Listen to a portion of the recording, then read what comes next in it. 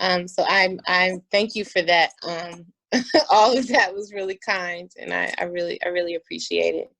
But I'm Beatrice Dixon, co-founder and CEO of the Honeypot Company.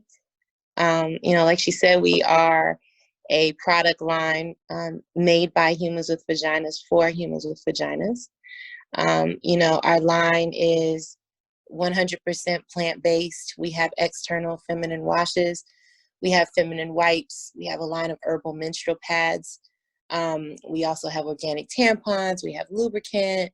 We have menstrual cups. We have a lot of really beautiful products that are all focused on vaginal health and well-being. I guess when I think about it looks like the screen is frozen. Can you guys hear me okay? Yes, we can see your video fine and hear you fine. Mm-hmm. Okay, cool. But the way that yeah, we got some. The way that we got started is back in 2012, really between 2012 2011, I had an almost year-long bacterial vaginosis infection. I couldn't get rid of it. Literally nothing that I did or tried worked until one day I went to sleep and kind of right in the morning, right before I woke up, I had a really vivid dream with my grandmother, of whom I've never met because she died when my mother was very young. But she told me that she had been walking with me and that, that she had saw me suffering. And, she basically had a formula for me and it was on a piece of paper, and she put it in front of me and told me to read it and memorize it, because when I woke up, I needed to remember to write it down. I woke up, I remembered, I wrote it down. After going to the store and compiling all the ingredients and everything that she told me, I made it, and it worked. And so, for like a couple, maybe for like a year and a half, I pretty much tried it on every woman that I possibly could. I gave it away for free. I didn't charge anybody for anything. My brother, who's my co-founder, Simon, he gave me a credit card, which I was fortunate for, so that I could buy ingredients and, labels and caps and stuff like that. Not even labels and caps, but really just ingredients to be able to put it in a bottle to give it away to people. So it was a really fun time. It was really raw. It was really like trying to figure out the way around it, wanting to make sure that other women were being healed in the way that I was. And, we pretty much, my brother's here looking crazy. But, so we did that for like a year and a half, almost 2 years. Came time for the Bronner Brothers Hair Show to come to Atlanta. We felt like, what the hell, let's go, let's just see what happens. Figured if it didn't work there, then that would tell us that this wasn't really anything.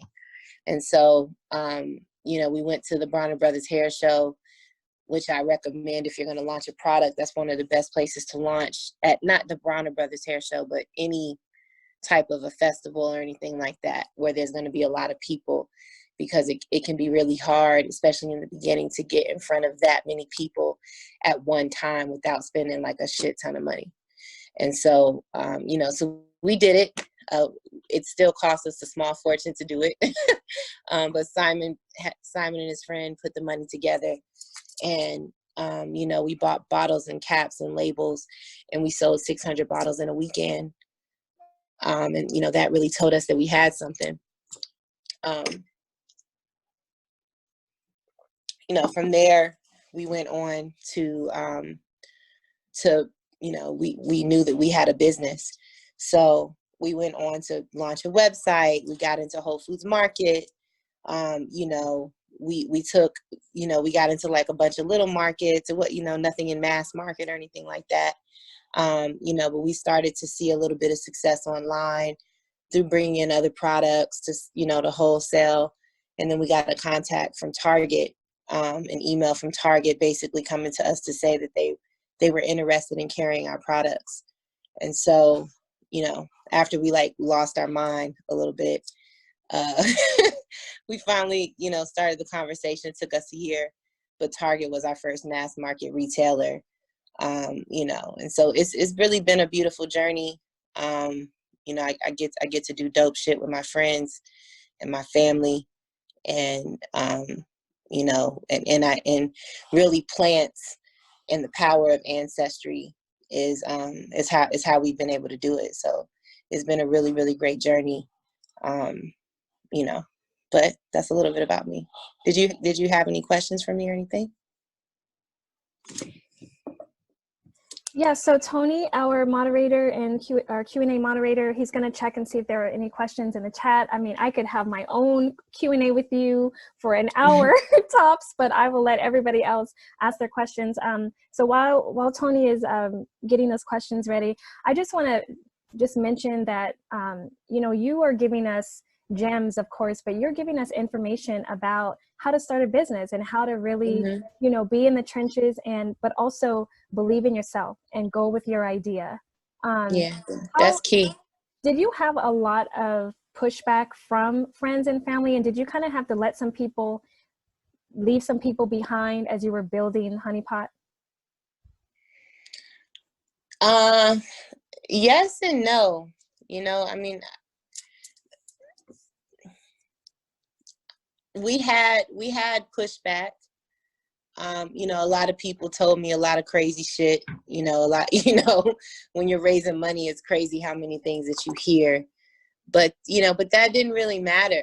You know, we knew what the goal was. We knew what the North Star was. I think when you're growing as a human and wanting to live a really beautiful life, what naturally happens is you start to pay attention, and you know, there's just certain shit and certain people that you can't be around, you know? So, you know, so that happens to this day, you know, but not so much around business. It's more so around my person and my personality and the dying of my ego and you know, and really just wanting to live really well, you know, and not well, you know, which in line with what we're talking about. When I say living well, I mean living good, like being healthy, you know, seeing the world, you know, being able to take care of myself,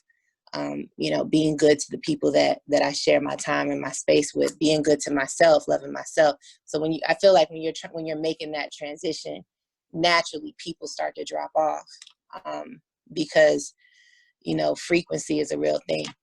So.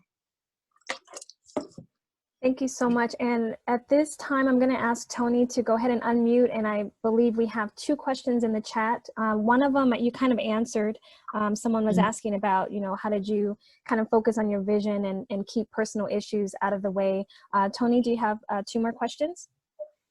Yeah, so I definitely saw the one about the personal aspect. Also, there's a great question from Angela. Have you thought about developing a product for women, plus-size women, to assist with chemical imbalance? Since there's a lot of changes within the body that relate to that. And I believe there's one other, if I just got to scroll up a little bit. Wait, can I answer one at a time? Yeah, let's go for that. Okay. So our washes are for any woman. It doesn't matter if you're tiny, if you're, you know, if you're plus size, if, you know, it doesn't matter what size you are. Our external vulva washes are meant to balance your pH naturally. We have our herbal menstrual pads that are beautiful. They're infused with lavender, rose, aloe, mint, petunia. And, you know, those are really great. They have our overnights have 2 sets of wings. You know, they're super absorbent, super comfortable, but they have like a cooling aspect to them. And, you know, the lavender is calming and the rose helps with blood circulation. You know, all the herbs kind of have purpose. So, you know, pretty much everything in our line is meant to keep the vagina kind of in a good happy state. You know, doesn't mean that everybody can use every one of our products, but we do have a product very likely for every woman, you know, but all of our products, especially our external washes, are really great for that. Great. And I'm going to try to combine two questions into one. So I think they both have to do with getting started and scaling up. So if you just want to kind of reemphasize like what really tipped the scale for you to like get this started, and then beyond that, did you have to reach out in a broader sense to get funding, like angel investors, friends, family? I think a number of us are curious about what scaling up looked like. Oh wait, bro, what was the first question? I'm sorry. Oh, just about like what really got you started, what tipped the scale to get things going. It seems like the dream had a lot to do with it, but a little time. Yeah. I mean, my own vagina issues is what got us started. And the fact that I had a grandmother who cared enough for me to travel through dimensions to meet me in an unconscious dream was powerful. So you can't let shit like that happen. You can't experience something like that and then not being the human that I am, and then not give that the respect and responsibility that it requires to make it as big and beautiful as it can be. And then for the second question, we didn't start raising money until we did a family and friends round when we were going into Target. I had wanted to raise money so many times before that, but my brother was always the one like, it's not time yet, and I'm so happy that we didn't raise anything before we really needed to.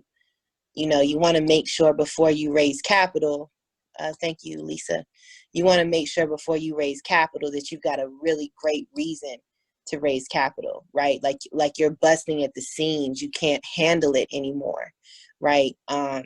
Don't raise it just to raise it, because you might raise it before it's time and give too much of your company away with, unnecessarily.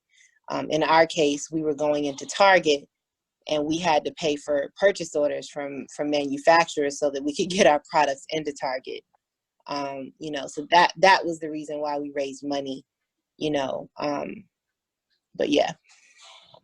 Thanks a lot for that. And I think we just have time for one more question right now. So sorry that I have to skip a couple, but I think this is a great question.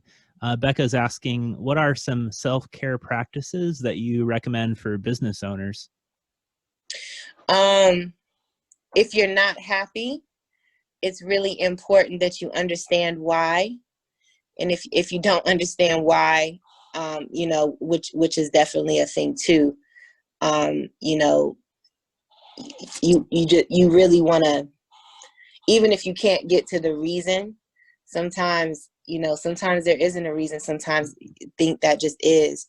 You want to figure out what you can do to get yourself happy, starting with things like eating really well, really great books that I've read, some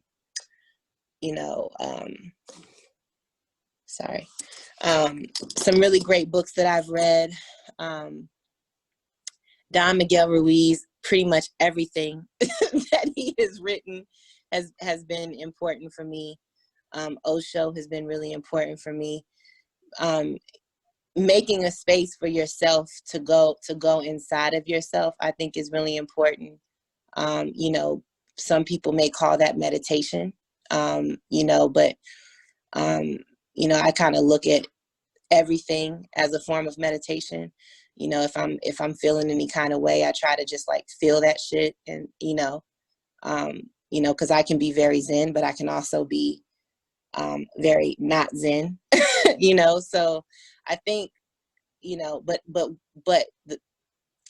it's really important to take care of yourself. It's really important to love yourself. It's really important to make sure that you're surrounded with the right people.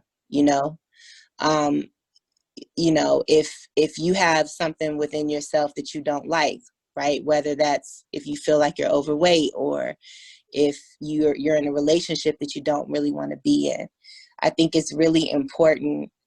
And I can say those two things because those are two things that I experienced, right? It's really important to understand that you don't have to live unhappy. And I think, you know, one of the biggest self-care practices that you can do is to pay attention to the things that you aren't happy with in your life and make it a conscious fucking effort to change those things, you know? And sometimes those are the hardest things, right? But if you can sacrifice those things for your happiness, it may hurt for a little while. It may be a moment, right?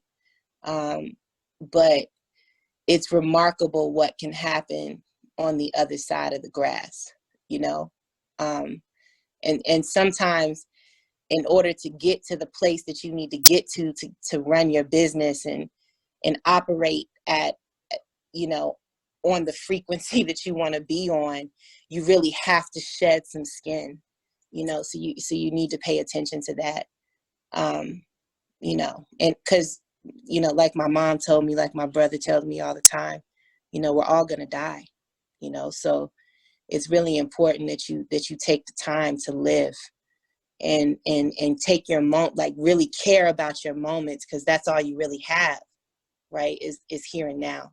So, you know, so it's really important to understand how you want your life to be, to understand how you want to love yourself, because that will make you understand how you want to love everything else, right? And then even bigger than that, that will make you a better person for running your business. That'll help you to be better to your loved ones. That'll help you to be better to yourself. That'll help you to be better to everything. So it's really important, I think. I think that's the biggest self-care is getting to a place where you can be at ease. Doesn't mean that you live there all the time, but you know, but I think that that's really important.